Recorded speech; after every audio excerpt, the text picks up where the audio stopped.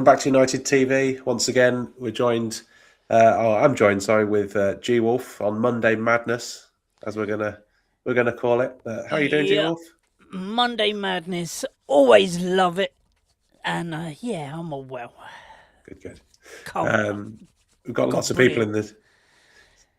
Yeah, it's Sorry. always. I've been looking forward to it all day, G Wolf. I mean, Oh, same here, bro. it was a good stream last week. Lots of news came out today as well, so lots of things to go through.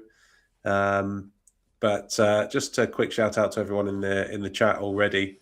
We've got Vril, who became a member. So thank you, Vril, for that. Good to see you in the chat. Yay! We've got Berber in the house as well. We've got Cake Cadet. Hope you're good, Cake. We've got Rich as well. And Neil Driscoll as well. Some legends already in the chat. So thank you There for is your indeed. early comments. But the main story of the day is, well, there's two main stories really, but the first one we'll start with is that United still remain confident of a deal for Elliot Anderson. Manchester City have had a deal knocked back already, which was supposedly in the region of £80 million. Forest knocked that deal back. They want to have a deal closer to a record transfer fee. So figures being talked about are in excess of 100 million or close to 105 million. So Well, City was it preparing that second bid. 120 was I've heard. I Yeah, tell I mean, you what, there's all sorts of literally, figures. come on, Ineos. Go and get our man. We want him. We've always wanted him. He is a bright star and literally, come on. Get that deal over the line.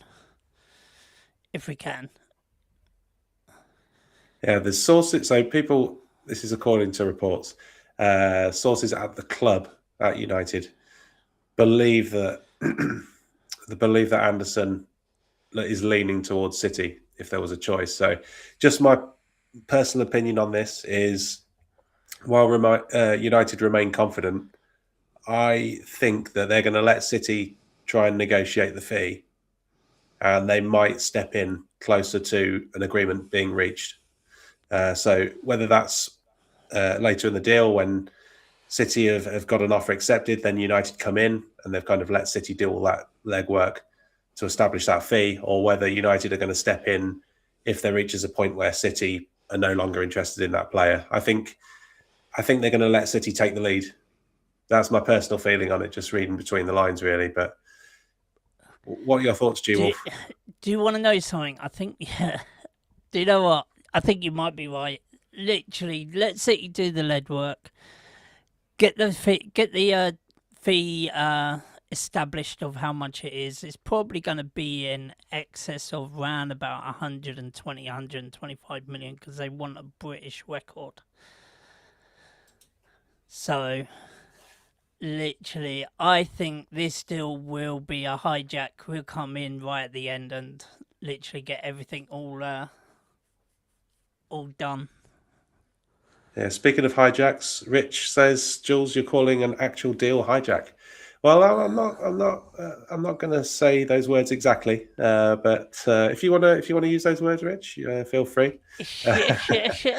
But yeah, I'll be quite pleased if we came in at the last minute and gazumped Man City. It's about time we did, because we owe them one for the Carlos Tevez deal, don't we? And we still haven't forgotten that. So exactly. Big shout out to Vincent as well. So good to see you in the chat, Vincent, as always. Bollock, Vincent. I hope you're well. And Bilal as well. Great to see you, Bilal. Yo, Bilal. Yeah, so, I mean, Forest are wanting a record transfer fee. Obviously, they signed Elliot Anderson for, was it in the region of 40 million from Newcastle? 35, 40 million? Yeah, it was one. We should have gone for him then, really. Yeah, I thought he was a good player. I watched him a number of times at Newcastle. I watched a lot of Newcastle at that time. And he was mainly, came off the bench mainly. Yeah, he did. But he was a very, you could tell immediately, he wasn't fazed by the step up to the Premier League. He was physically a match for any other midfield in the Premier League. Played further forward when I watched him, I've got to Yep, say, than he is at Forest.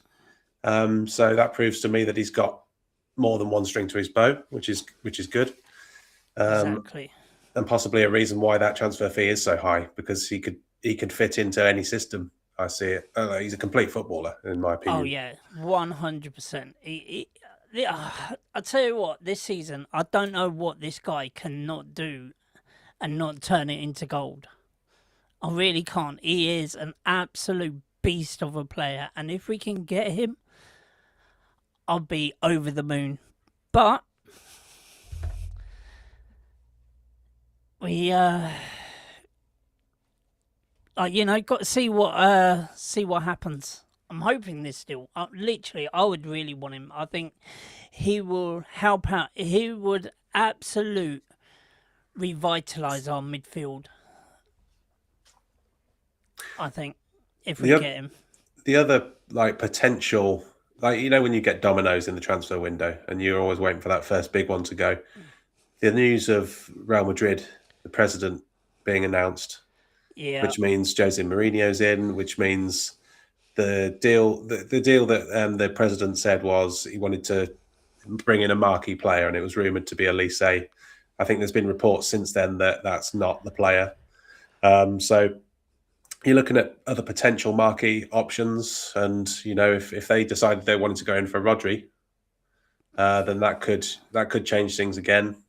Um, and likewise, any other player that Real Madrid go in for, like there's going to be a domino effect, and I think the market's going to shift a lot just based on Real Madrid, to be honest. the only thing is, Madrid could go for like Enzo Fernandez, Yep, Enzo. Cole Palmer, maybe go for Cole Palmer. Like crazy things has happened. Like they could be going for a Chelsea player, considering that Jose Mourinho has played at Chelsea and he might want to help out his old club by giving them money. Yeah, I was just trying to think: is there anyone still at Chelsea? But there wouldn't be, would there? Because No, it's been a few years, and they go through transfers like nobody's business. They've probably had like 50 players since he was there. exactly. Cake says he's going to City. We can relax. There is like I wouldn't put money on him coming to United. I still think City are probably in the driving seat. I would agree with that one. But the way I see it is, if it was a done deal, I think we would have pulled out by now. I think the fact that we're still lurking there suggests that there is still a chance, and it's probably less than 50-50. I'll grant you that, but I think there is still a chance. I think there's still a chance. Literally, like City's gone in for 80 million. Forest, they want closer to the British record than the British Premier League record of 120 million for Anderson. So literally at the moment, City and Nottingham Forest are miles apart. But anything can happen. I'll be right back because my front door has just gone. No worries. Sorry, dude. Talk Forest TV, welcome. Good to see you in the chat. You've been on the channel a few times. It's always good to get your opinion when you've been on. Excellent channel as well that I follow, so make sure you do as well in the chat. Talk Forest TV. He says, I know the first bid from City was rejected. City going in for a second bid, but still they're nowhere near the valuation.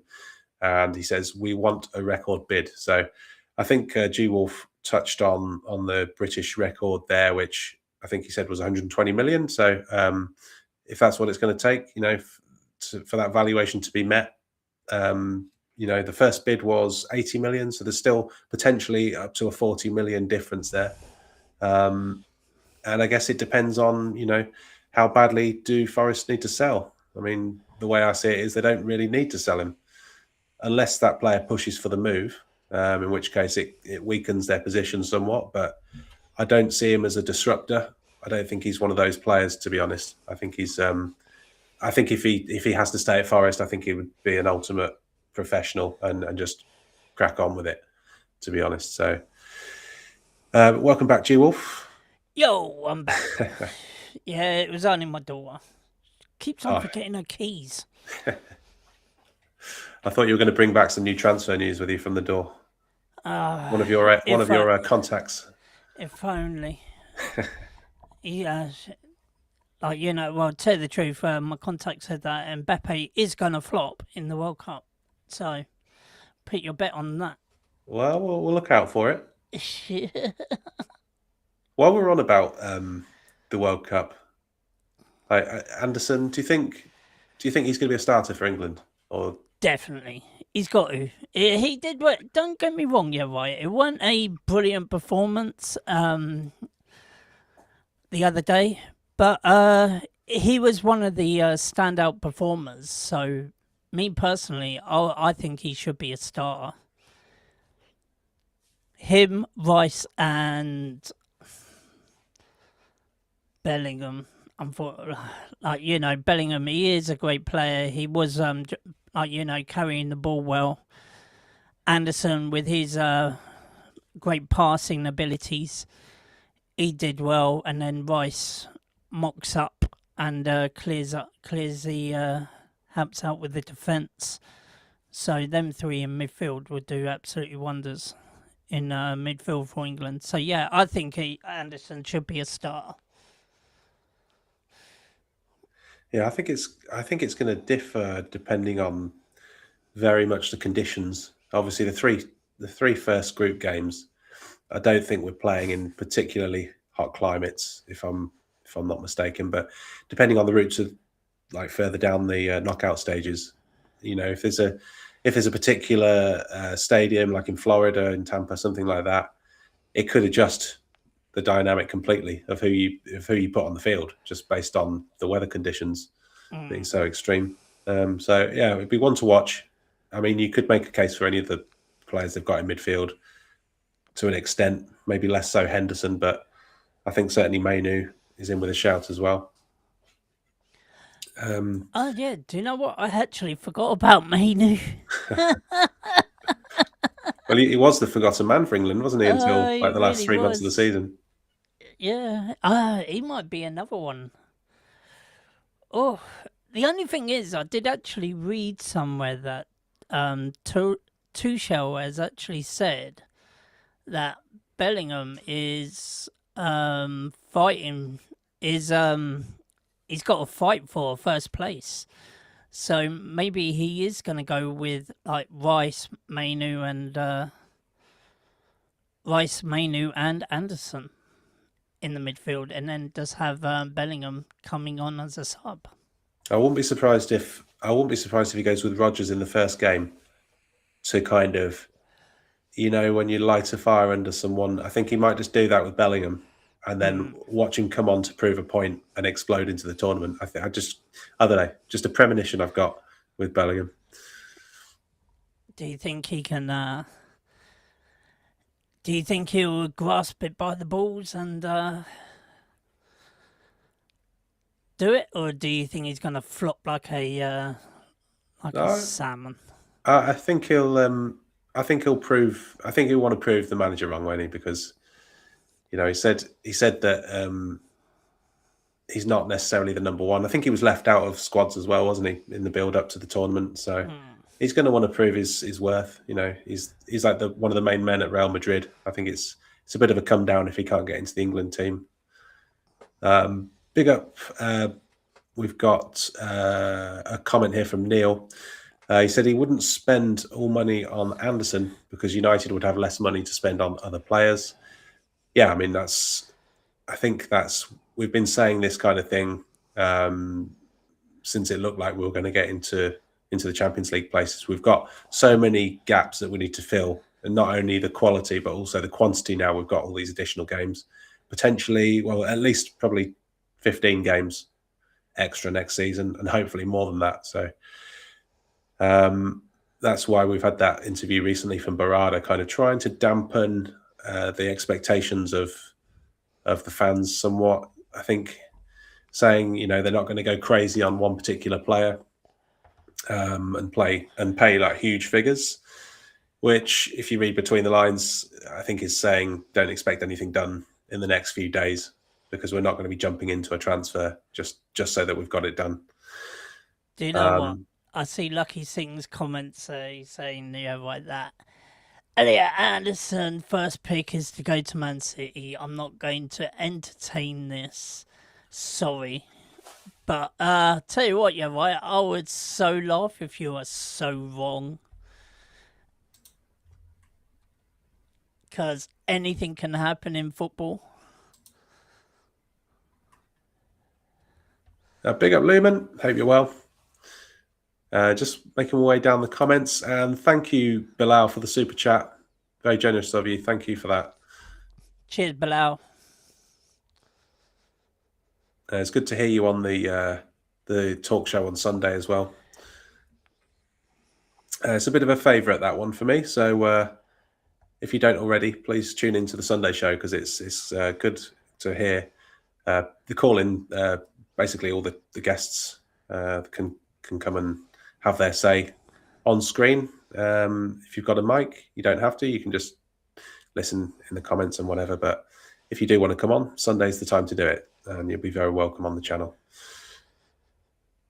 Bilal also gifted a membership. Sorry, Bilal, I didn't see that as well. So thank you for that as well. Hey. And to the person that got that, please, you know what to do as well. Rob, always United. Good to see you as well.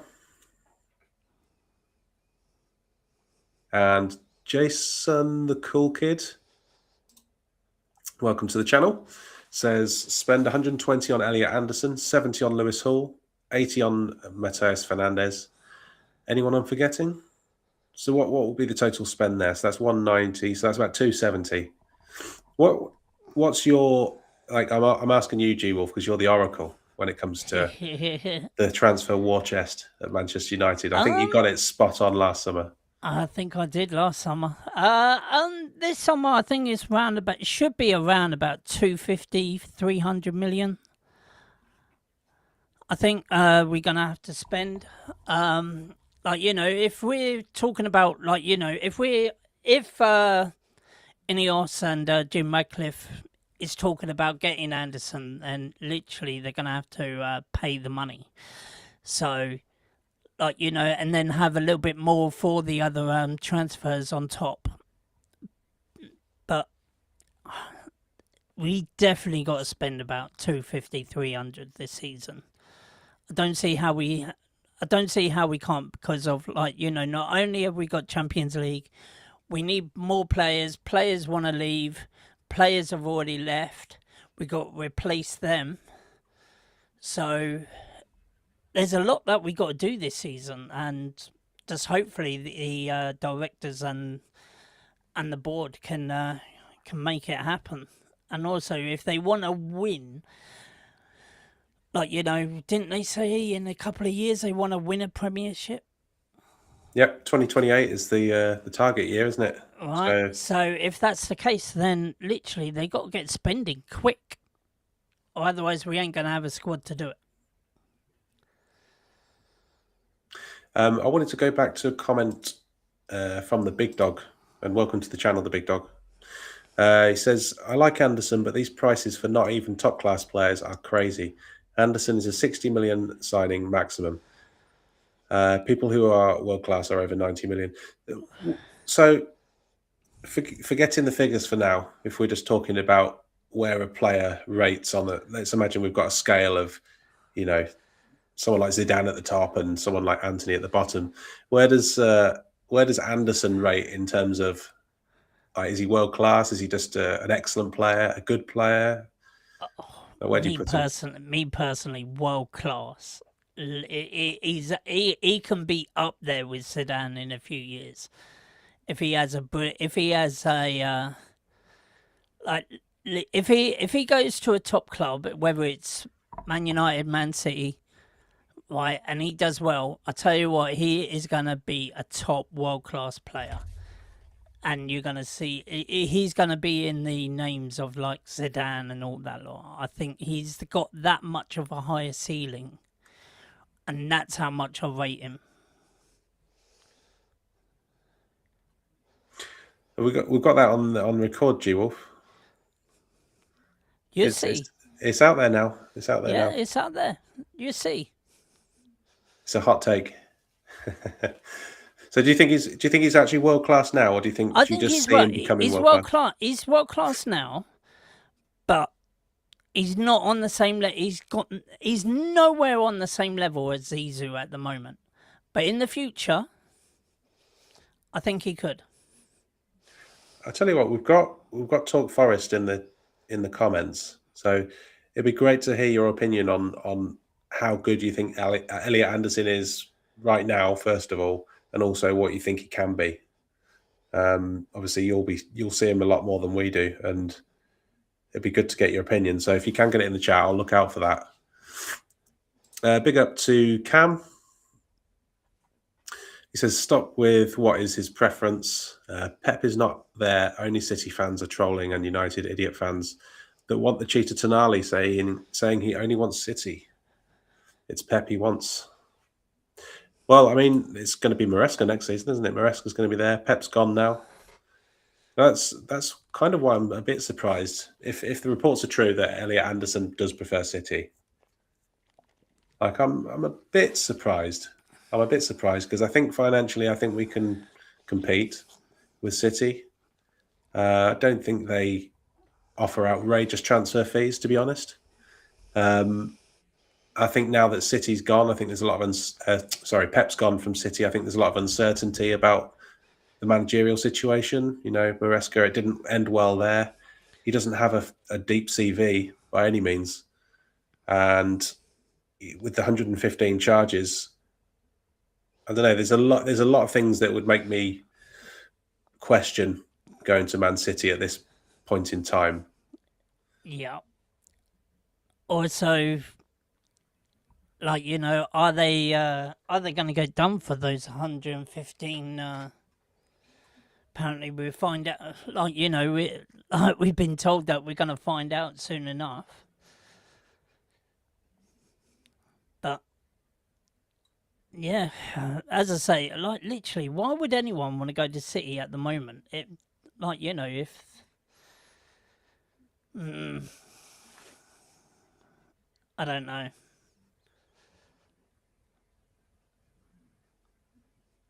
The Cake Cadet is in disagreement with you, G Wolf. You'll have to come back to. What else is new? Come He's back in always 12 months' time. disagreeing with me, but then all of a sudden he gets humbled. So tell you the truth, carry on laughing, my brother, because you know it can't. You know that the Wolfster is always truthful.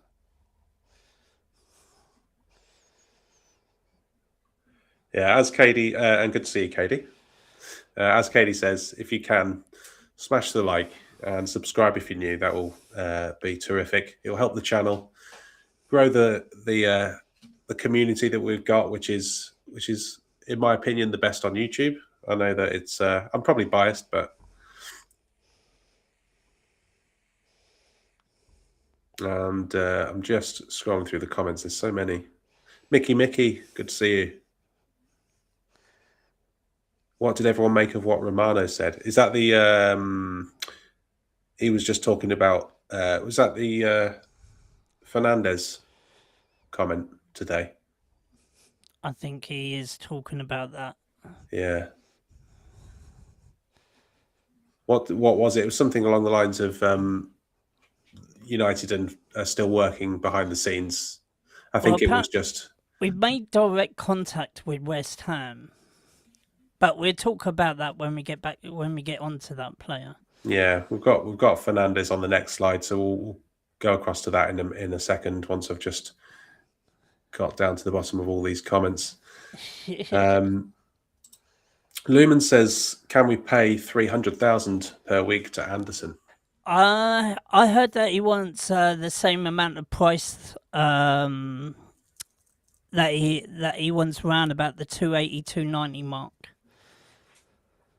So even though that Ineos, this is also this is a I think Jim Radcliffe said a quote saying, "Look, as much as we got the Like we got the wages down, we got the budget down, everything's pretty okay. But if there's a chance that we can go and get Anderson, then we will. So make that as you will. I don't know if it's true, but tell the truth, if Jim Ratcliffe is saying that, then hey, why not? Look, we paid 250,000 for Casemiro. Elliot Anderson's got what, a good 10 years in him. I think with these transfers, they can often seem like a huge transfer fee because let's face it, every few years there's a transfer that blows all the others out of the water, isn't there? I know that the Neymar one is out on its own, so I think we can just discount that. But generally, for players that are good players, there's going to be one, like Rice, for instance, where he goes for, was it 105 million or something, 100 million, Yeah. and it kind of just drags the market up, the average kind of price for a player. United Till I Die says Anderson is very above average midfield. Does the basics right? Carrick was 10 times midfielder he is. So the thing is, with Carrick being the player he was, you'd like to think he can know a central midfielder when he sees it.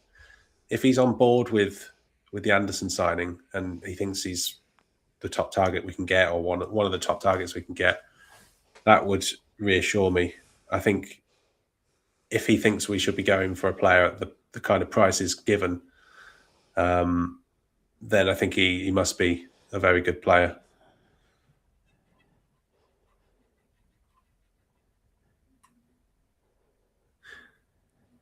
And I'll go on to the next slide then. So the next slide we've got is an update from Sully Talks. And this is on Mateus Fernandes. So he says, from people close to his camp, so Fernandes, people close to his camp, he personally prefers a move to Manchester United. They can't come out publicly as it would put Mendes in a weak position. So that's in reference to George Mendes, who's the agent, the super agent of Mateus Fernandes. So if you read into that, basically there I'm seeing United want the player wants United. West Ham have got a certain valuation, which we believe is 80 million. United have got a certain valuation, which is significantly less than that, probably closer to 50. And I think United are kind of speaking to the agent and saying, look, this is the deal that we're prepared to make at this point.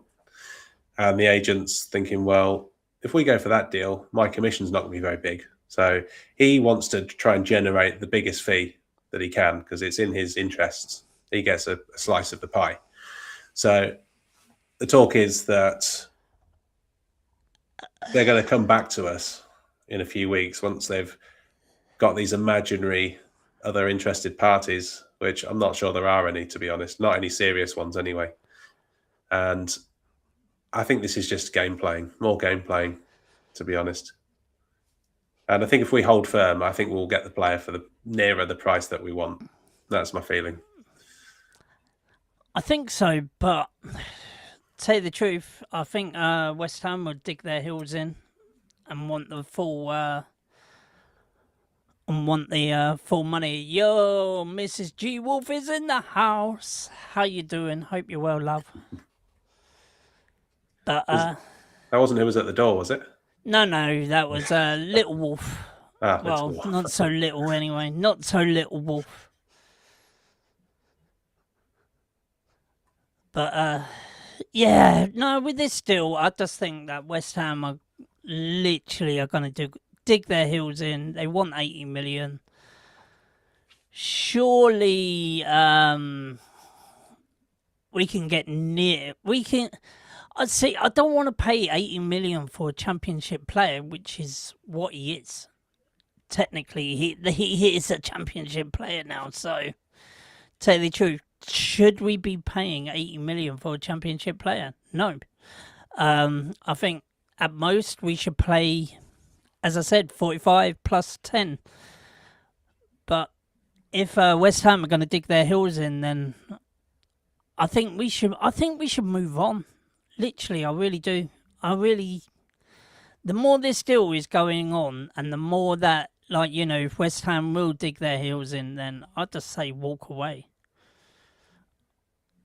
Well, with obviously David Sullivan has left West Ham with immediate effect. Yeah.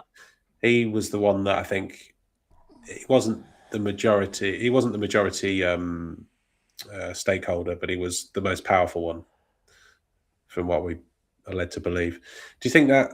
How do you think that affects the transfer, if at all? What's that? David Sullivan leaving West Ham. I don't think it affects it at all.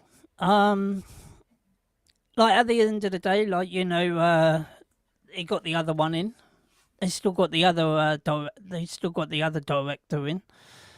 So I don't think it will affect any sort of deal at all. Like obviously, West Ham value. They paid 40 million for this player. They want 80 million for him, regardless of them going into the Championship. And he's under contract, so they can. Will they get that fee? Probably not. Will they try and get nearer to that fee? Then we can do business. But if they want the full lot, then I seriously say let's just walk away. Well, West Ham supposedly West Ham they've got a black hole to fill, haven't they, in their finances? And you're looking across their squad, and let's pick out who we think could get in excess of 20 million. I think there's only a handful there. There's Fernandes. You've got the left back Diouf, Yeah. who, according to reports today, we're from Sully. Actually, we're not in for that player at the minute. We're an admirer, but we're not making any movements towards him. And I think if we're not doing it now, then I don't think we'll ever go in for him if that's the case, because West Ham are in their weakest position. But anyway, you've got Fernandes, you've got Diouf, you've got Jared Bowen. I can't really think of too many others that would get more than 20 million. Souček? Maybe Souček, possibly, but his age, how old is he? Is he 32, 33 maybe? I still think that they will get round about 15 million for him. Can get round about 15 million for him. There's the striker, the new striker they bought. Is he Greek? Is he Greek? He looked. I think he's Greek. What about he looked quite good. What about Fulkrug? I think he's left. Has he left? I think so. Yeah, because he was plagued with injury, wasn't he? And I think they've just terminated his contract, basically. Yeah, that one didn't work out. I saw him in the Champions League the season before, and he was excellent, really good. So I'm surprised it didn't work out for him. But you look at those players, and I don't think they've got a lot there to plug that gap in their finances. So it's understandable they're going to try and hold out for what they can, but ultimately they've got that gap to fill, and I think they're going to need to sell, and that puts us in a strong position.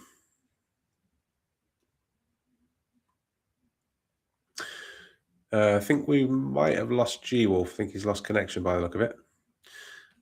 Let's see what the chat's saying on this one.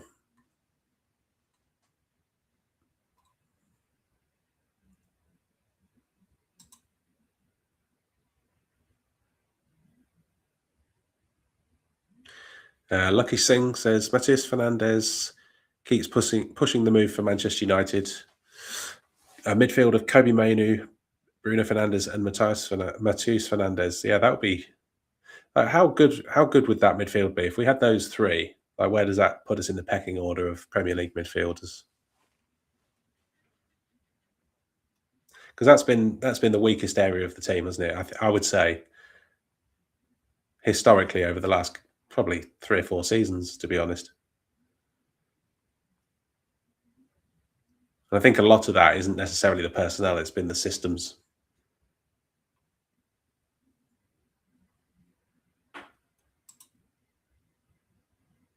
Kate Cadet says Anderson is nowhere near as good as prime Robson. I think if he was half the player Robson was, he would be a good player, wouldn't he? I think Brian Robson is a bit of a legend at Manchester United in the early 90s and late 80s. I know Rich was an avid Brian Robson fan.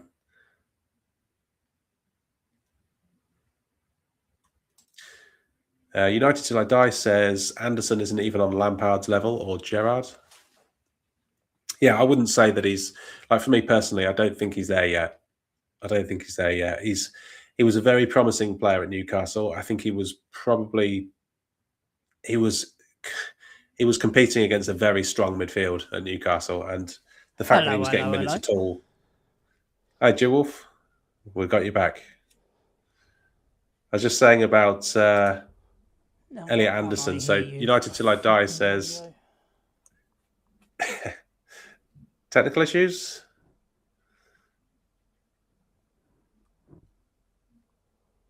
Yeah, United Till I Die says Anderson isn't 1 2 1 2. I can hear you, G Wolf. Can you hear me?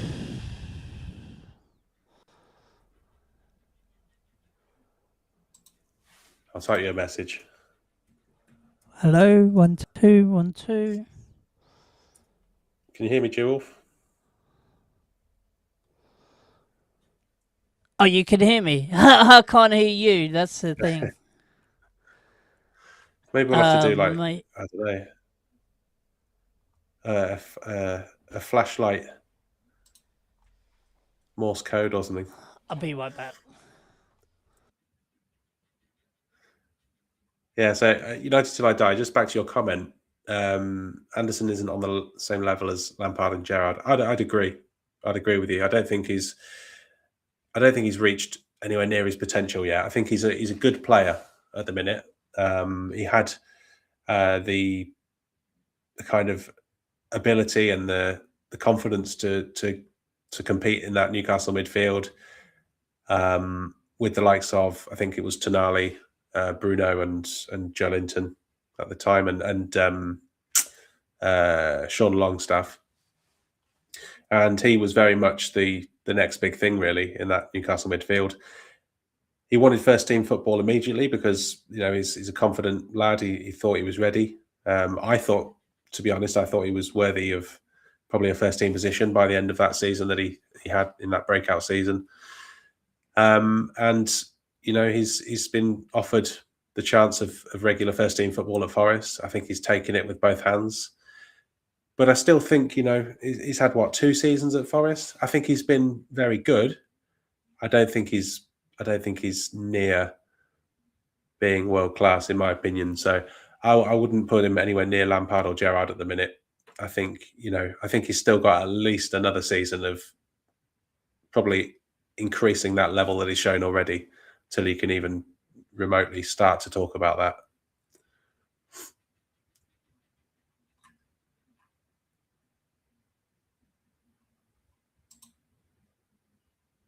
The Cake Cadet says, Elliot Anderson is a very, very good young player who could one day be a great player. That's it. Yeah, I agree with you, Cake. That's what I would say.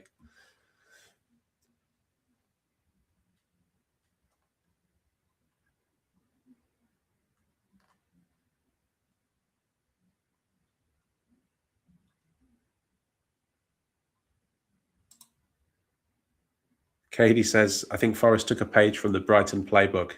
Yeah, I think you're right. This is, I assume you're talking about Brighton's PR department, where they can spin a player into £100 million player.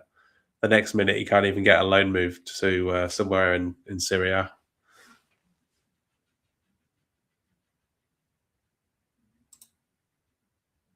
United Till I Die says, he can certainly get there, but some people are going overboard, like he's world class. Yeah, I think that sums it up for me. That sums it up. I think it would the time to go for him, and I think this is something that United can learn from in future transfers. And I think we are doing this already with the likes of Dorgu. Is if there's a player there and the data shows that they're a good prospect, go and get them when they're the right price. Go and get them at 35, 40 million from Newcastle. Take the chance. It's better than waiting and then it being 3 times that, in my opinion. I thought he's shown enough already in the Premier League.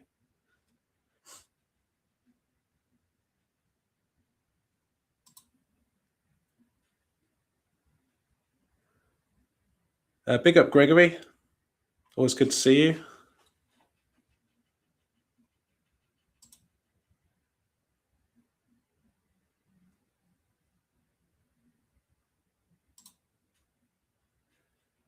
Gregory says there was a report earlier today implying City were going to pay Forest 120 million for Elliot Anderson. Sounds crazy to me. Yeah, so we'd been talking about Elliot Anderson actually, Gregory, just before you came in, and we know already that City have had a bid rejected, which was around £80 million.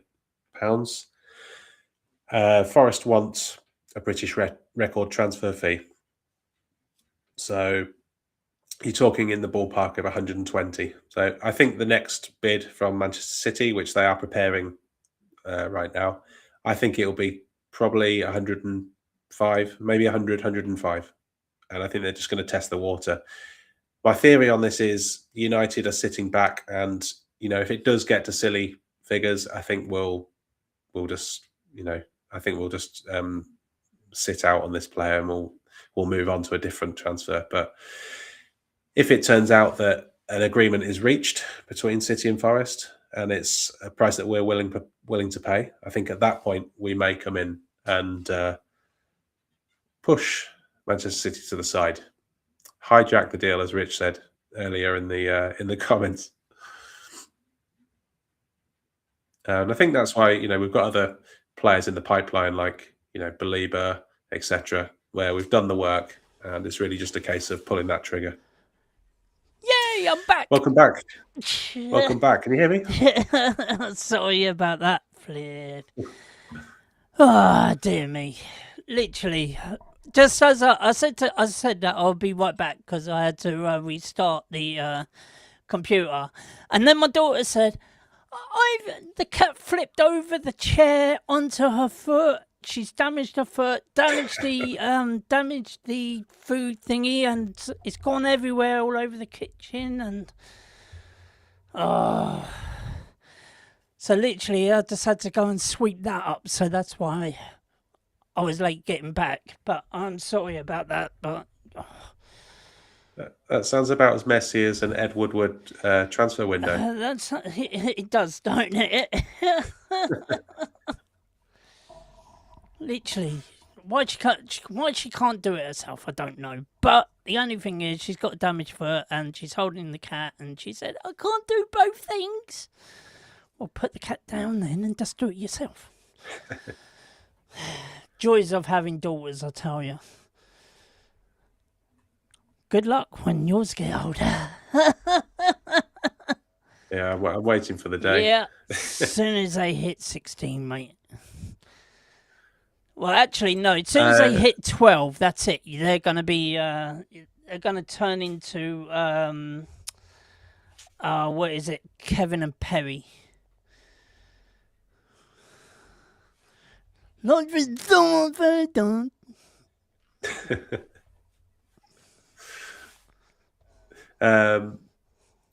Malps. Malps has received a membership gift. Hey, welcome in, Malps. Having your first membership. Thank you, Malps. The Kate Cadet says, putting up 100 million for a kid is a massive risk. How old is? Are we talking about Anderson here, or? I was going to say, are we talking about Anderson? Still talking about banging on about Anderson? Yeah, I hope we're not going to put 100 million up for Fernandes. Yeah, I hope not. Literally, they want 80 million, but people are saying that we're going to. People are saying that we're going to up thingy of 100 million for Fernandes. No thanks. As I said, even at 8 million, I think we should jog on. Slices of Sib, welcome to the chat. Hope you're well. He says, is this Anderson's first season in the league, and is this his best season so far? It's not his first season in the league. He started off at Newcastle. Probably, I would say it was about 4 seasons ago when he had his debut for Newcastle. He was a bit part player for his first season. I think in his second season there, he got a lot more minutes, but he was still, second fiddle to the other midfielders they had. But he was showing real promise. He looked like a really exciting player, someone that could physically handle the Premier League. That was the most impressive thing for me. He didn't look like a boy. He looked like a man in a man's league. And he's had 2 good seasons at Forest. I wouldn't say anything more than that. I think he's just been good. He's scored a few goals in the last few weeks of the season as well, so he's had a bit of a purple patch in the run-in. So yeah, that's kind of a highlight, I would say, of his career so far. We've got Gregory saying, Jules, what is really going on with our transfer target players? Well, obviously we've got Edison. It's not a done deal because it hasn't been signed yet. So we think there's going to be a small delay while he's at the World Cup. But I think in the next probably week or 2 weeks, it sounds like it's going to be confirmed. Like it is confirmed, but it's not, if you see what I mean. It's verbally agreed. It's verbally agreed, but he just hasn't put pen to paper yet. That's all that he needs to do. Just crossing the I's and dotting the T's, or whatever. Dotting the I's and crossing the T's. So that one is very much done. I think Fernandes, we've gone to the player, we've sold him the project. He likes what he's heard. His agent has then said, well, hold on a minute, what cut am I getting? He's trying to inflate the transfer fee, basically, on behalf of his client, on behalf of West Ham. And so I think there's going to be a period now of maybe a week or 2, maybe more than that, where I think they're going to say, right, we'll go and listen to other offers then. Meanwhile, Fernandes is just sitting there, like tapping his fingers on his desk, waiting for the call to come back. And I think eventually what will happen is they'll get back in touch. We'll probably end up paying a bit more than what we've already said, but I don't think we're going to be paying near the 80 million that West Ham are saying. That's my feeling on it, because I just don't think there's any other clubs that are willing to put up that kind of money. Not unless Real Madrid come in. Because there is that. Might be looking at Fernandes as an up and coming prospect. I just don't see that. I think that's where George Mendes has gone out and he's saying, "Oh, look, Real Madrid are interested, PSG are interested." I just don't believe it. I think that's just made up. That's my opinion on that one. But that's. If they can drum up interest from other clubs, that's what's going to drive the price higher. So exactly, but yeah, I agree with Cam there. I don't think Fernandes is not worth more than 45 million. As I said, I think Man United 50 million at max. Well, no, 55 million at max, because I think that it should be 45 million up front and then 10 million in add-ons. Is what I think. Like, I don't think that we should be paying over 70, 71.2, like wherever. There's no way that Man United should be paying for that. Thanks, Bilal. See you later, mate. Yeah, that's Rich said. Thanks for the gifted membership as well. So if you receive that, you know what to do. Well, they have to. That, the agents has to get involved in the players because they want top dollar, because they want paying. The agents want paying. The player wants playing. So that's why the player pays the big bucks to the agents. Is so then that they can get them the big deals. I think this comment from Gregory, I think this highlights one of the areas that makes Anderson stand out from maybe some of the other players, and that's he's good at many things, which there's a lot of players who are good at many things, but he's got that quality to put the ball into the box as well as everything else. That's the hardest part of the game, is being able to deliver the ball. And Bruno Fernandes is so good because he can do that better than anyone else in the league. And Elliot Anderson isn't a million miles away from doing something similar, but he's also got that physical aspect to his game as well, which you need if you're going to play in central midfield. Exactly. So that's what makes him that complete midfielder. And if he can just do that against the top teams in the Champions League, I mean, if he steps up to the Champions League and proves himself there as well, then all of a sudden you are talking about a player that's worthy of 100+ million. Exactly. And tell the truth, if it, but at the moment, do you class? Would you class Elliot Anderson a world-class player now? I wouldn't say at the minute. I think he's got the potential to possibly become a world-class player, but I think even if he became an excellent Premier League player, I think that would be a great achievement, and that will be enough for us. I don't think we need 11 world-class players across the pitch necessarily. But if they're world-class in your system, then Exactly. that's what matters at the end of the day, isn't it? See, I just think Elliot Anderson just revitalises our midfield tenfold. Literally, it will absolutely be brilliant if we can get Anderson for that midfield. Him, Edison, Mainu. Oh, what a pair! I tell you, I really want that. I really do want that to happen. But it's whether Anderson wants to come to us. That's all. United Till I Die says you want a passer like Stiller. Stiller's name has actually gone off the radar a bit in recent weeks. We haven't heard much at all about him. I think that might, if he's still available later in the window, I think we might come back to him then. But certainly it's gone quiet on that one at the minute. And Cam says he would put Anderson as an A- player, where if world class was an A, he would be an A-. Oh dear me. Well, to tell you the truth, at least he's getting an A wherever he goes.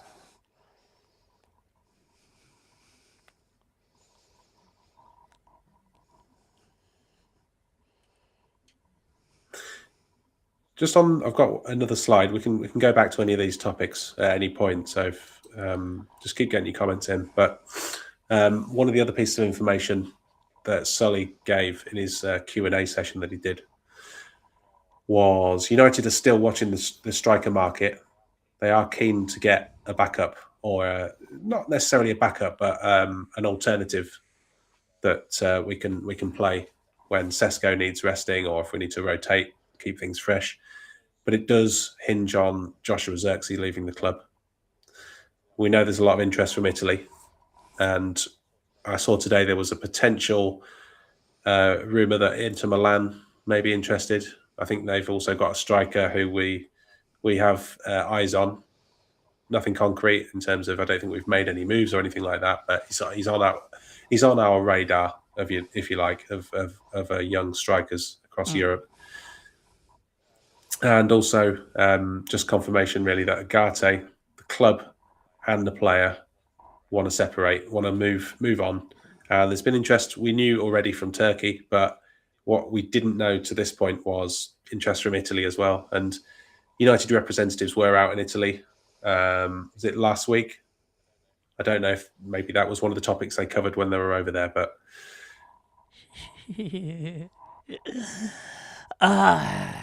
Say the truth. As soon as these these are fringe players. These are what are fringe players, and we need to get rid. Deadwood. These are the Deadwood that we definitely need to get rid of. And as I say, I think people know my view now on the striker that we should go and get. And as he's free, he'll be free. I think it'll be around about 220,000 a week on him, and that's Lewandowski. Go and get the best of the Champions League player. I know he's 38. Before anyone literally ridicules me because of his age, but tell you the truth, Not only will it help out Sesko, but it'll help out the youngsters as well. And to have him there for a year or 2 years, I'll be happy with that. Do you know if Xerxes at the World Cup? I'm guessing he's not. I haven't seen him at the World. I haven't seen him been introduced to the World Cup. Yeah, because if he's not at the World Cup, which I'm assuming he can't be, he's hardly played, but that will make it slightly easier potentially to get a move done. Gregory says Anderson and Stiller would be his two midfielders that he would like to bring in. I don't know too much about Stiller. I know he's had a brilliant he had a brilliant he had a brilliant breakout season. But I don't know too much about him. I heard that he was the next Wirtz. But then look what happened when he came to the Premier League. So I don't know. I don't know about that one. If it's a good price and a fair price, then yeah, why not go in for him? But if it's going to cost an arm and a leg, go for Anderson all day. Mickey says Vinny Jr. only has 1 year left. Yeah, I heard that today. I couldn't believe it. Not someone that I think we should go for. I think he's an exceptional player, but there's just too much baggage around him. Too much noise, too much money. But the only thing is, will United settle him down? Like, yeah, there is too much. There's a load of baggage with loads of different players. So, I don't know. Would he want to come to the Premier League? Do you know what? Yeah, right. Some players that I see, and I just think, are they going to be the right fit for the Premier League? And Vinny Jr. is one of that I don't know if he'll be the right fit to come to the Premier League. Just like Messi, I knew that Messi would never come to the Premier League. I get what you're saying about Vinny. When I think of Vinicius Jr., I think of someone that likes to open his legs, gallop into space. I just don't think he'd have that space in the Premier League. Exactly, and that's what I think. Like, you know, with Messi, he likes space and all that lot in the Premier League. Like, you know, this is why people say about the between the Messi and the Ronaldo, and that's the reason why I say that Ronaldo is a much better player than Messi, is because of Ronaldo's done it in the Premier League and he's done it in La Liga. Messi has only done it in the La Liga. Yes, he's a great player, but I just think Ronaldo's just is a lot better than Messi.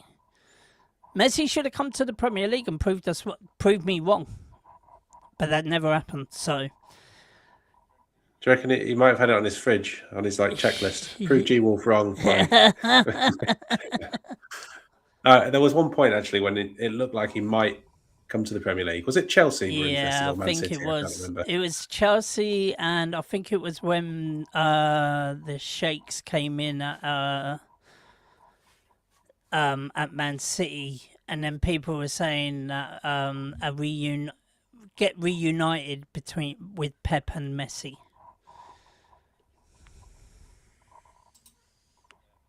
Katie's saying a good World Cup for Agate would be nice.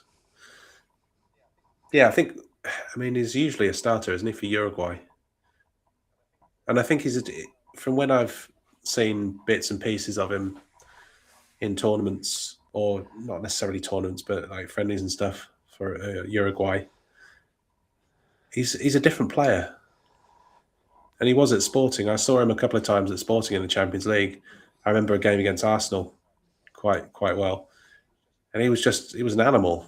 Like he was biting into players. He was not like Suarez, not like his teammate, but I mean like biting into challenges. He wouldn't give people a moment on the ball.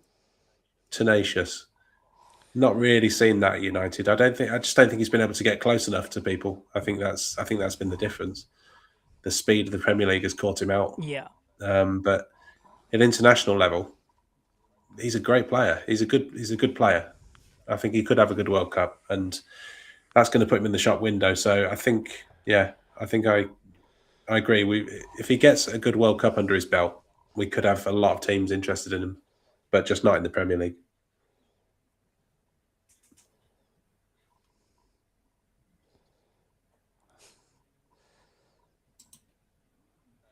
Lucky Singh's saying he's looking at 30 million for Marcus Rashford from Bayern Munich.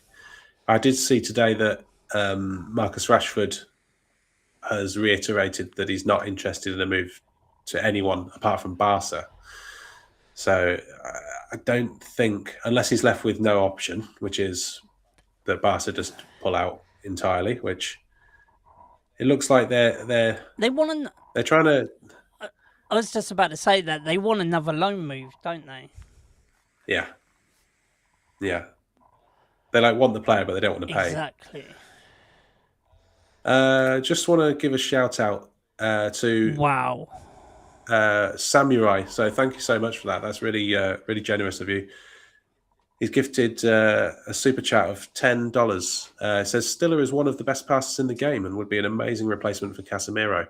Central midfield or CDM. Not fast, not rapid, but amazing intelligence, IQ, and passing range. Always in the high 90s in passing percentage. That's a player that I think Vivel. I think Vivel's has monitored him closely throughout his career, hasn't he? I think he's had ties with Stiller in the past, and he's got a good knowledge of the Bundesliga. And yeah, that's a player that comes highly recommended. So I'm told. I've only really seen highlights of this player, and he looks a very good player, I've got to say. And is he left-footed as well? Am I right in saying? As I say, I don't know too much, but I'll tell you what, Mr. Samurai. Oh no, United TV first team gifted the membership to Mr. Samurai. Oh no, Samurai's gifted 5 memberships. One to United TV, the other one is JDC. The Irish PTA, and who's that? Stia. Yeah, we've got Stian, we've got Real Talk Podcast, JDC, NSS Sports TV, United for the win. Yeah, big up, and thank you so much, Mr. Samurai, for that. Wow. Absolute legend.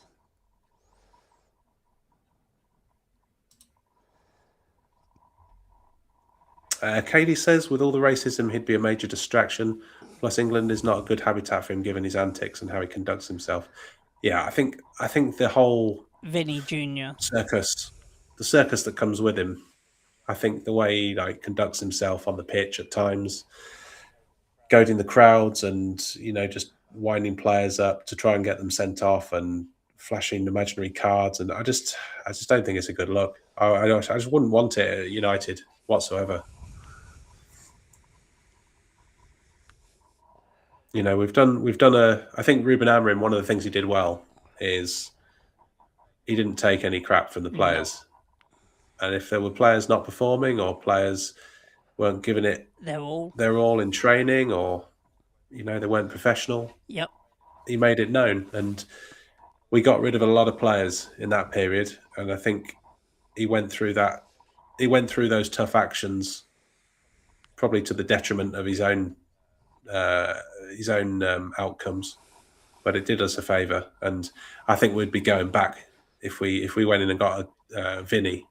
That would be like going in for Alexis Sanchez or mistakes we've made in the past. True. But then also, how much will his wages be? Surely his wages will be in the high 300s. Oh, they'll be massive, won't exactly. They'll be enormous. So, as I say, there's just certain players that you just, which I don't see that will come into the Premier League, and Vinny Jr. is one of them.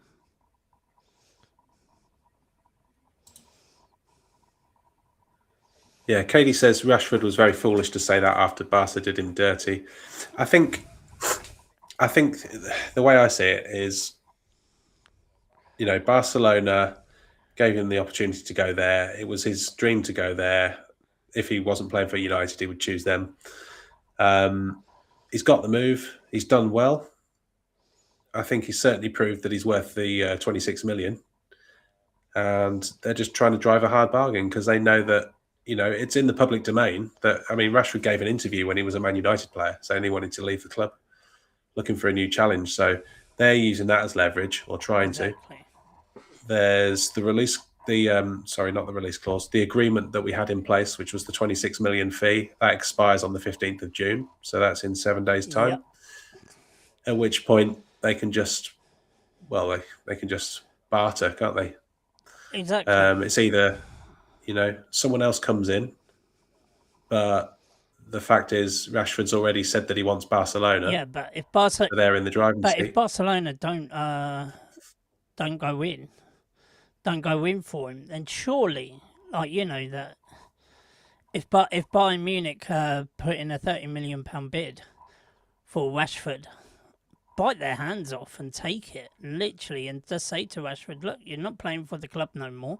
You ain't going to Barca because they've got Anthony Gordon now.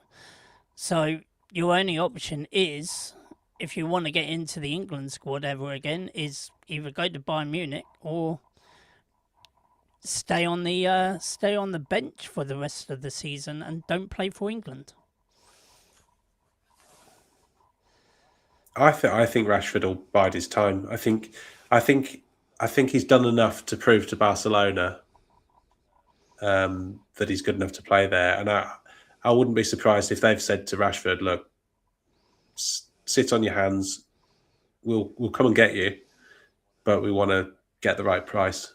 And I think they're just going to screw us down, Barcelona. I really do. 30 million is not at the moment there's a 26 million in place.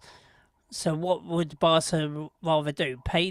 Just pay the 26 million, or we could say to them, look, no more loan deals. You either want him or you don't. Pay up. Man United could do that stance and then just say, look, we just leave Rashford on the bench. Literally, we can make it very hard. We can make it very hard for Rashford if we really wanted to. If Barcelona don't pay the 26 million by the 15th. He's always got his contract is on what, it'd be 300,000 a week, won't it, when he's got his Champions League bonus for next season. Yeah. If someone said to me, you're going to sit on the bench or sit in the reserves, oh, but by the way, I'm giving you 300,000 a week, I wouldn't be as bothered as if I wasn't getting that money. Let's put it that way. But tell you the truth, we shouldn't be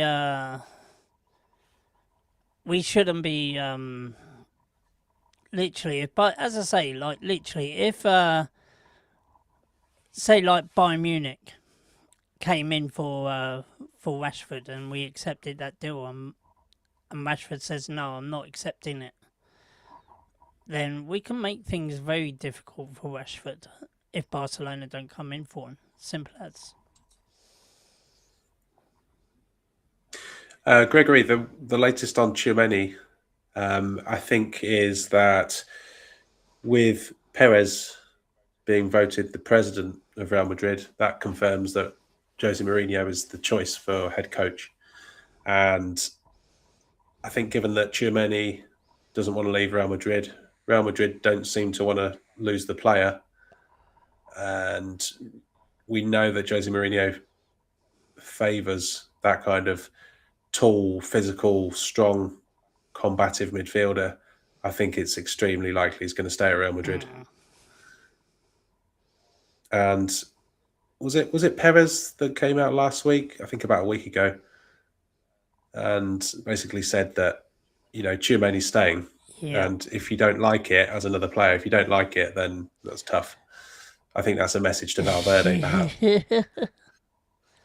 As I say, one of them, like if one of them, surely, they've resolved their differences and all that lot. But if they haven't, even though that the owner Perez has resolved it by fining them, but if the players keep on going on at each other, then that could be very dis like detrimental to their preparations for the upcoming La Liga games.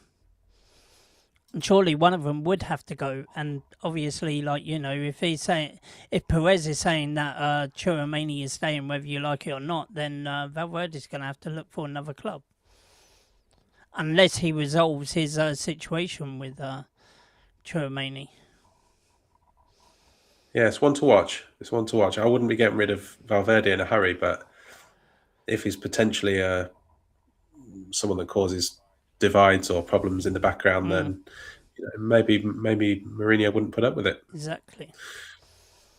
Gregory says, guys, is it possible that Barada, Wilcox, and Sansoni work with urgency this window, or will they continue to move glacially slow in summer 2026?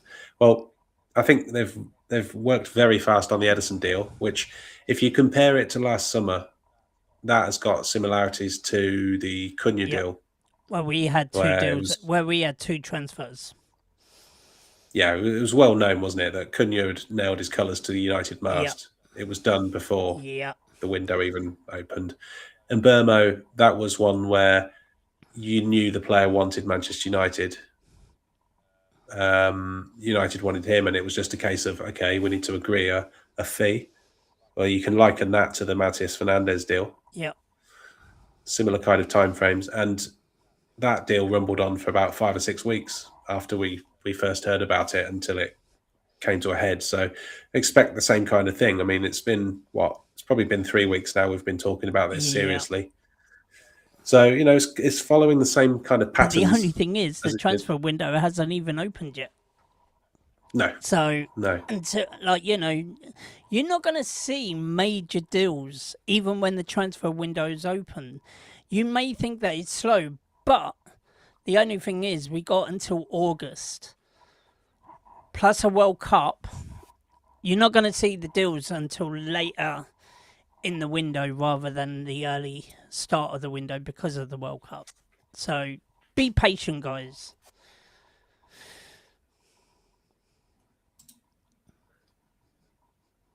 United Till I Die says Rashford has 2 more years on that contract. Either he just sits in the reserves with us waiting for Barcelona, or he actually grows a pair and goes to another team. Exactly. He went to Villa. He didn't seem to care too much about Barcelona then, did he? There we go. Is he going to go and have another loan at Villa? Or is Villa going to go in for him for 26 million? It's an interesting one. I'm not sure that they would take him back, Villa. I don't think they will either. I think he was all right there. I think he had certain games where he performed okay. But then also, Villa hasn't got Champions League football, have they? They got Europa, I think, haven't they? Villa, they got Champions League, didn't they? Because they won the Europa League. Ah, that was it. Yeah. So they got Champions League. So yeah, they could go in for Rashford and.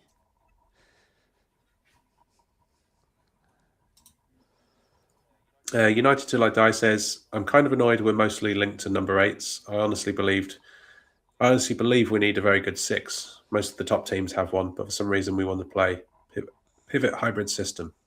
Do you know what? I think this is... So I've made a comment a couple of times recently in some of the other shows. I think that the decision to sign Edison signals a direction shift in how we're trying to play, because I see him as a front-footed player. Like, if you want to go and press the opposition, you need the players to do it. And I don't think we've had those players up to this point. I think Carrick's had to work with what he's had, and that's been like mid blocks at times. It's been sitting off at times, and I think the signing of Edison gives us a key player in that respect. We can actually impose ourselves on other teams. When we're looking at players like Matthias Fernandes, Tonali, there's two there, and Ed Anderson, if we were to get him, I think that's maybe less likely, but all those players have the same attributes in common in terms of their ability to press, their energy, etc. So I think we're going to see a shift in the way we play, and I wouldn't be surprised if Mainu was the one that sits behind them. That would be my feeling, because we're not going to drop Mainu, not after the season he's had. No, I don't believe. think. So I wouldn't be surprised if we have Mainu sitting deep, and then we have Edison one side and maybe Tonali the other, or someone like that. Because you look at Newcastle's midfield, and they've got a very similar setup to that. They've got Bruno Guimaraes in the middle, sitting deep, dictating the ball, dropping back into a back three when they've got the ball. You've then got Joelinton on one side and Tonali on the other, and they're basically just box to box, up and down the pitch, up and down, putting fires out, getting the ball, moving it quickly, running with the ball. People can't get close to those players when they're running with the ball, because they're just physically dominant. And I think that's what we're going to be aiming for, something a bit like that.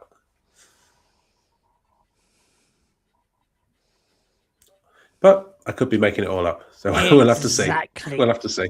It's all very good, like writing your team on paper, isn't it? I saw someone in the comments saying, "Would you? Do you think United are going to go with a 4-3-3 next season?"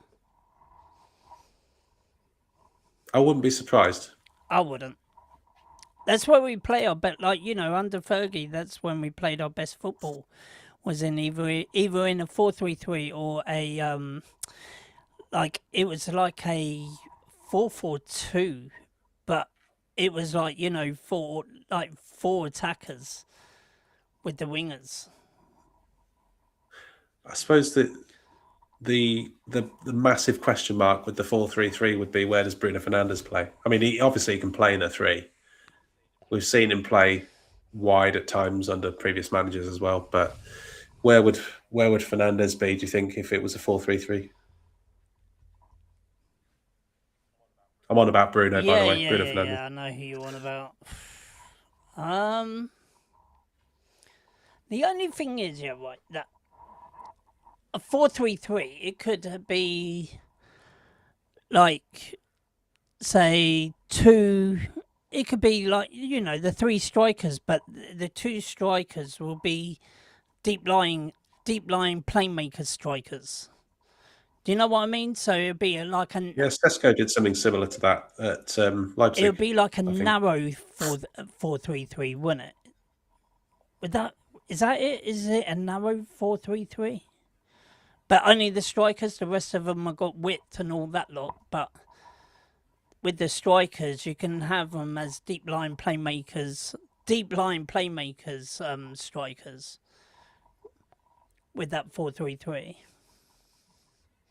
Similar to like what Amrim had with his front three. Yeah. I think that would work really well. So then that we don't need wingers. Maybe we won't be going for wingers. You know what I mean? Like, the three could be like, Bruno and Bumo and Sesko. Cunha on the bench. And then, we can swap them around when need to. And speaking of wingers, did you see Patrick Dorgu's goal for Denmark? I heard about it. I haven't seen it. So he was playing wide right. He was playing right wing for Denmark, which is where he played for Lecce a lot of the time. And he cuts in off the right flank, and he absolutely smashes one from about 25 yards. It was, these goals from outside the box, they're becoming a bit of a trademark for him. They are. I think we're just, we're seeing a player that's that level that he's produced over the last 6 months when he's been injury free and given the chance. I think we're seeing a glimpse into what a player he can become. He's turning into a very good winger. He's very raw when we signed him, Yeah, very raw, but that could end up being a fantastic piece of business. it The very price that we could well paid. be. Like, you know, in games we could change it so then that we could have like, you know, Doggo, like, you know, when we want to sort of widen the play out a little bit, so then Dorgu becomes sort of like a striker slash winger in that 4-3-3. Like, you know, if they want to widen the play, bring off the narrow players and then put on the width. Big up Think, Salia. as I say, I think it will work next season. I think Carrick and the team and his team are gonna have a very good season next season, or this season coming.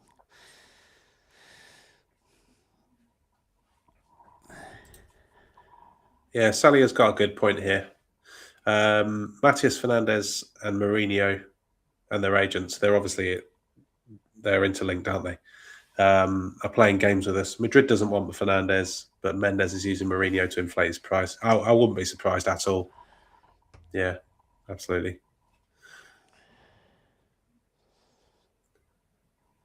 Yeah, but if we're playing a 4-3-3 though, Cake, I don't think that we will have wingers. I think there'll be narrow strikers. So there'd be like playmakers just behind the striker.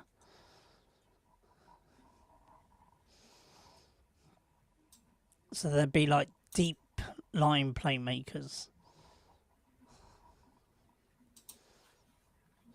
But then, Big as up. I said, Sorry, no, go on.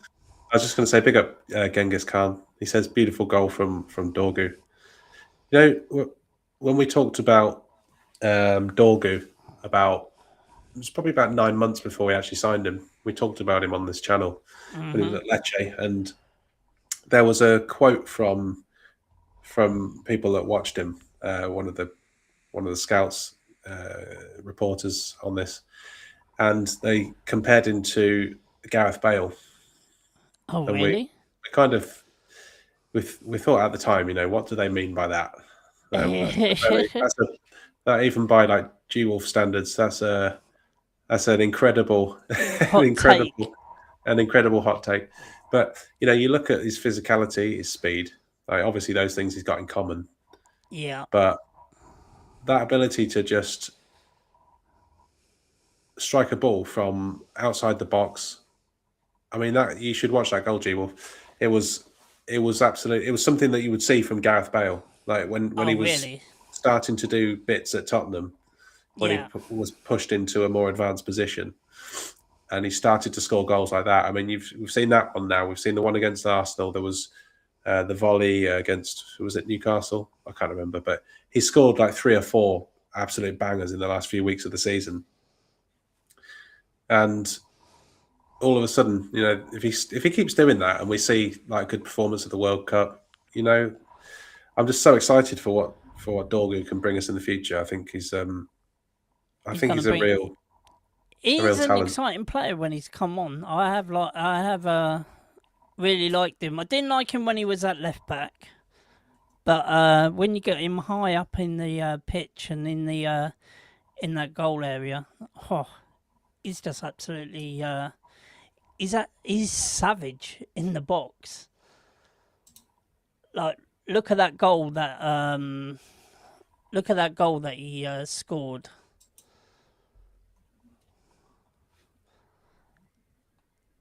Someone's just sent me something. He's just sent me the. Oh wow! What a hit! Cuts in from the right, and literally just pelts it one. It's That got must be. shades of Bale, isn't it? It has, yeah. That's about 45, 50 yards out, I think. What a strike from the lad! Kate Cadet says, I think if we don't sign a left back, it will be Shaw again at left back, and Dorgu will be the left winger. I think we might have a problem with Cunha, and I think Carrick likes Dorgu high. Yeah, this is the conundrum for me. This is the major conundrum next season. Is like Cunha is such a good player. Like you can't leave him out. Well, I mean, you can, but I don't think you will. But where do you then put Dorgu? Because I think he needs to be regularly in the team because he's on a trajectory at the minute where he's just going to get better and better. The way I see it, Cunha obviously is going to be battling in the same position. So do we see Dorgu on the right? You know, we've seen Ahmad not really hitting the heights last season. True. And Burmo, he can play as a striker, maybe with Sesko. Yeah. I But then, like, yeah, as I say, we got quite decent players now. That, like, Carrick's gonna have a problem for next season. So if all these players are doing absolutely fantastically well, like obviously Ahmad, he weren't very good last season. Is he gonna be? Is he gonna be dropped for Dorgu? Especially after that goal, I tell you what, if he was great on cutting in from the left, but cutting in from the right and then literally powering it at 45, 50 yards out. Fucking have some of that, yeah, definitely. Literally, literally, I'd rather have Dorgu as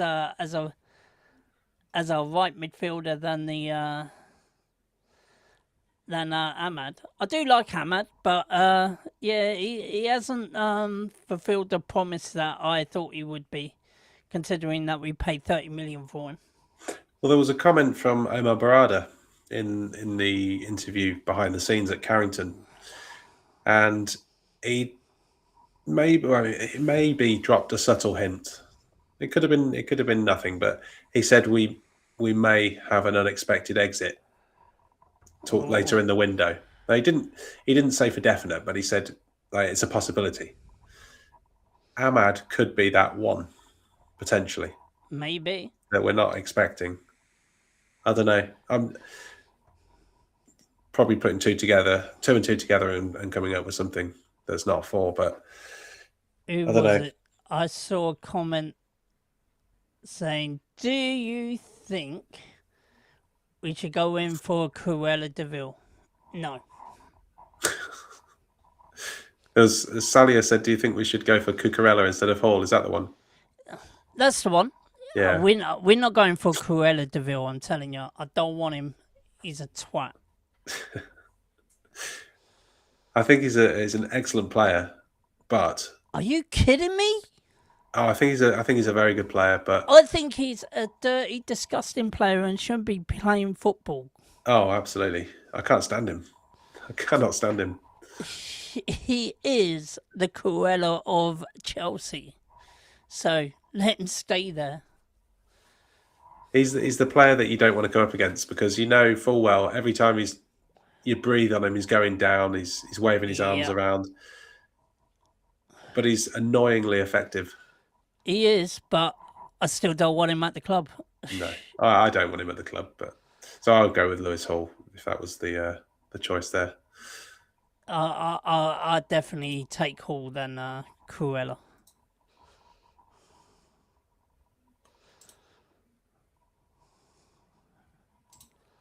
United Till I Die says, honestly, I'll drop Bruno from time to time and play Cunha in the middle. We have to start working without Bruno since he'll be leaving in a year or two. Yeah, I mean, I think eventually, I think that will happen naturally over time. I think Cunha's best position is central. I think he's just a great player that can play in a left position. It's a bit like when we had Rooney. I mean, Rooney's best position wasn't on the left, but he played there plenty of times because he was probably still one of the best players on the pitch when he played there.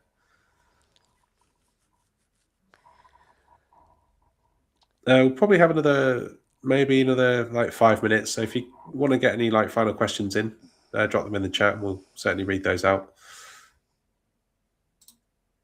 Cake says, "I like Ahmad. I really want him to succeed here, but I don't know if it's going to happen for him." Yeah, it was worrying, I'm wasn't in it? the Last few same games. boat. I'm in the same boat as Cake with Ahmad. Like, I want him to succeed. I really did. Like, he had a brilliant first breakout season for Man United. But last season, he was an absolute shadow of a player when he first came to United. He wasn't the player that I thought he could become. And if he leaves, he leaves. I tell you what, look, we gave him a chance. We paid Atlanta 30 million for him, and it doesn't seem to have worked out for him at United. I think, he did well on loan. Didn't really have a good loan at Rangers, but did brilliantly at Sunderland. They were in the Premier League. Maybe Sunderland with the cheeky 30 million bid. Yeah, I think it would. I think they would have him back. I think they look at him fondly. I know he got. Didn't he get a couple of comedy boos when he went back there? But I think they love him there. They speak very highly of him, Sunderland fans. They really do. Mickey says he hopes it's Mason Mount that is the mystery player that might go out the door. And United Till I Die says if a team comes in with 50 or 60 million, I'd be fine with Ahmad leaving. Oh, if okay, I'll give you this question. If a team came in for Ahmad, what would be the price you would be happy to sell him at? What? How much would I be happy to sell Ahmad for? Yeah. Around about 30 million. Try and get our money back. We paid 30 million for him to Atlanta. So sell him for 30 mil. He's been okay. He's had some decent games for us, but I think in today's market, if we're talking about Mateus Fernandes is going for 80 million, then we should get at least 30 to 40 million for Ahmad.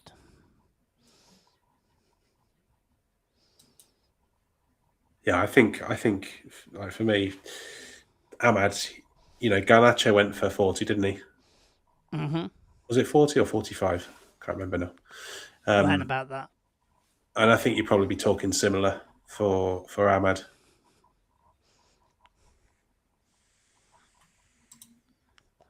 United Till I Die says Ahmad also plays better centrally, so we have an issue now. Yeah, there's a question mark, isn't there, of where's Ahmad's best position? I think for sure.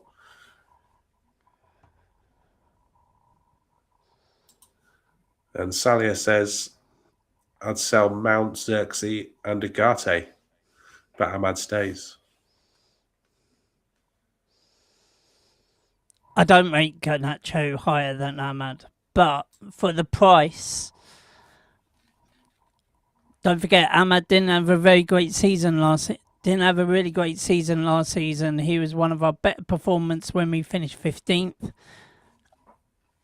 He's been at the club for 3 years? Oh, it's been longer than that. He came in under Solskjaer, didn't he? Yeah, but then he went out on loan, though, didn't he? He went and had a loan with Rangers, and then he had a loan with Sunderland. Yeah. And then he came into the fold. So yeah, he's probably had 3 seasons in the United first team, hasn't he? Yeah, that's what I was getting at. That he's, I know he's been here longer, but playing wise for Man United, I'm just thinking that he's only had one brilliant season. The rest he did all right, and then he had a shit season last season. So I think that sort of plays on his value. I'm not devaluing him. I think that he's a decent player. But I just think that try and get our money back.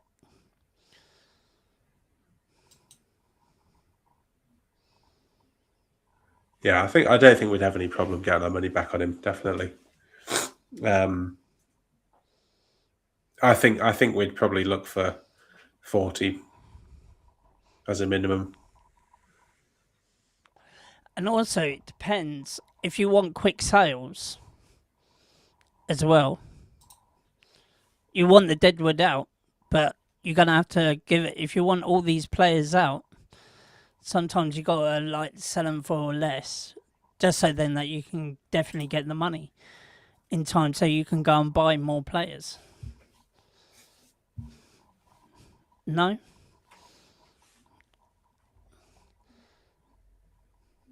Sorry, I was just reading one of those comments from United Till I Die. Genghis says Ahmad's not a major problem right now. Players have dips. Giggs had poor seasons in his 20s. Yeah, there were times, weren't there, when Ryan Giggs, I think, was it when he was coming to the end of his 20s, Yeah. when there were like question marks. Wasn't it when Alex Ferguson one of the dips that he had in his 20s, Alex Ferguson found out that he was drinking the night before games, and then basically said that if you keep on doing what you're doing, son, you got to be dropped. And then in the end, Giggs sort of like pulled his socks up and started to play the way that Alex Ferguson wanted him to do. And hence the reason why he's been brilliant. He was brilliant ever since. Something changed, didn't it? I mean, he got exactly when he got into his 30s, he just seemed to get better and better. And old Mickey says we have 99 problems. Ahmad ain't one.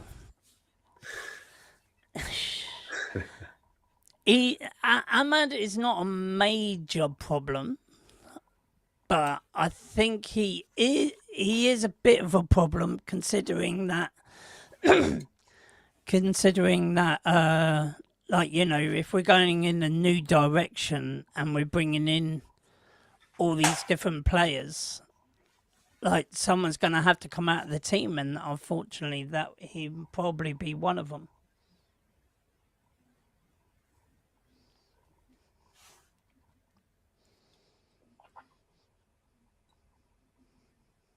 Genghis says mid-20s people were writing Giggs off. I think he only scored 6 goals.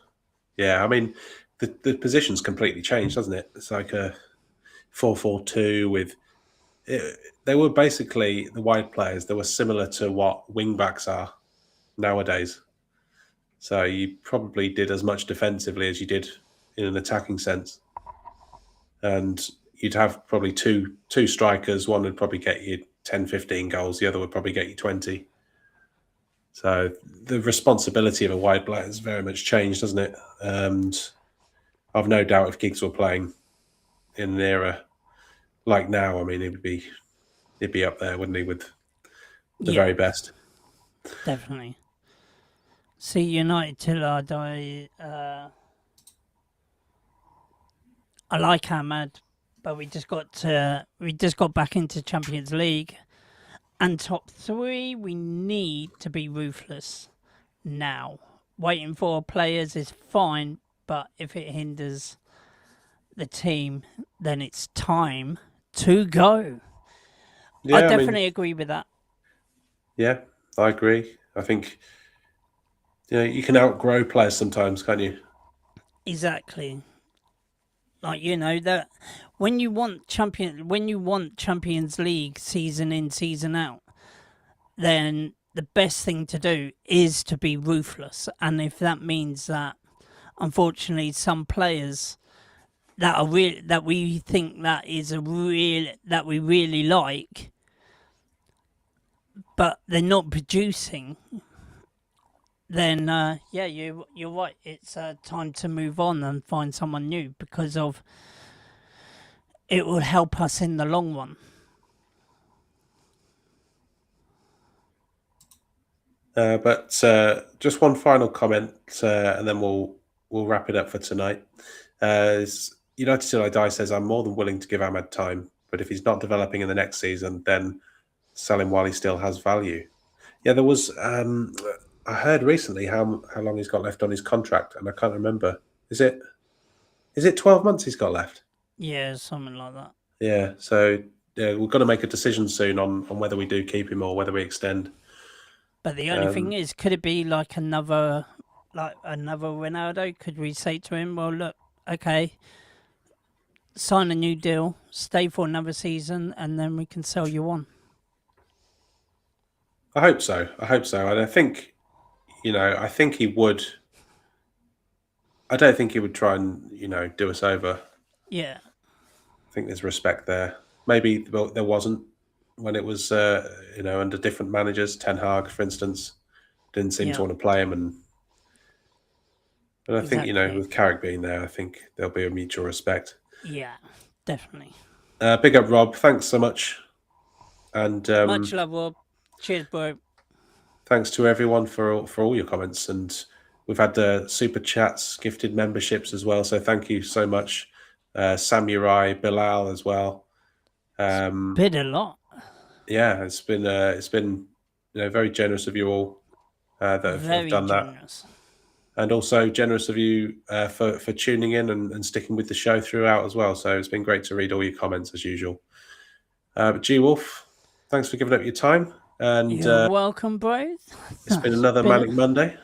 It has been a madness Monday, hasn't it? I'm sure there was a song about that. Just another manic Monday. But Not like Sunday. maybe we'll record it as an intro, singing us into the show. Oh, dearie. Rather you than me. You've got a better voice than me. I got a voice like Darth Vader. But Rich will be back tomorrow, I think, with his morning stream. Yeah. And so make sure you tune in tomorrow. And if you haven't done already, just make sure you hit the like on the way out. That's basically one of the most important things you could do to help the channel. And also, if you can do, and you're not already, then please subscribe and come back again next time. But until the next show, we'll see you all, and hope you enjoy the rest of your evening or your day, wherever you are. Take it easy, guys.